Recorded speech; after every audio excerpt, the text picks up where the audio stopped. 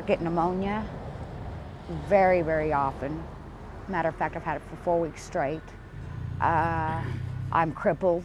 Some days I'm good, some days I'm bad. Sandy Thompson blames her chronic illnesses on the debris produced by Blackwell's now defunct zinc and cadmium smelter. The plant operated from 1916 to 1974, and in that time produced 40 million tons of debris, a combination of lead, arsenic, cadmium, and zinc that was used as fill dirt all over Blackwell, including at Thompson's house. They found cadmium, zinc, high potency of lead. But Thompson is not alone. The lead right there is 3,487. Jessica Pepper and Greg Duffner have been tracking the contamination in Blackwell for 2 years. EPA says for where children play that you shouldn't have any more than 400 parts per million lead in the soil.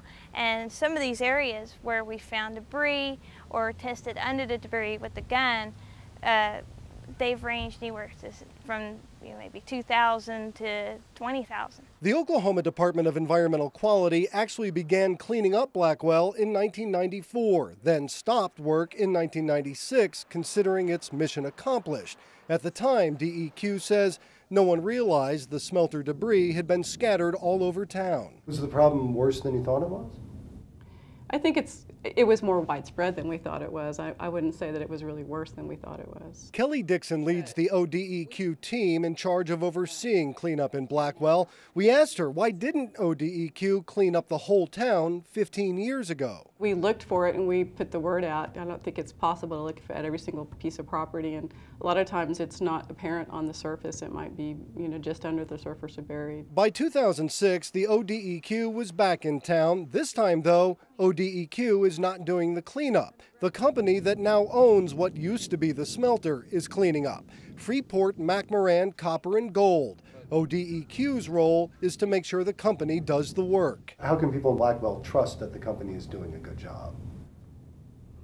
I think they have to trust that the DEQ is doing its oversight properly, and we watch them closely, and like we watch all the companies that we oversee on cleanups. But the main question people in Blackwell want answered is it safe to live here? I feel it's as safe to live in Blackwell as it is anywhere if you have the information. Rocky McElvaney is the environmental health coordinator for the state health department. He says while kids in Blackwell used to have higher lead levels than the rest of Oklahoma, the data now shows the lead levels among kids in Blackwell is actually lower than the state average. Has the Department of Health ever drawn a correlation between the smelter residue, and lead levels among kids in Blackwell?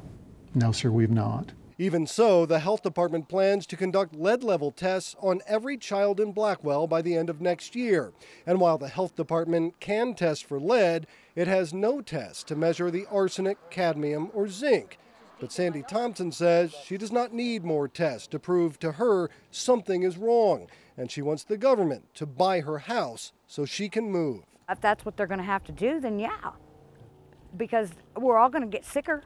And we're going to have children, grandchildren that grow up, and they're going to end up being sick like me.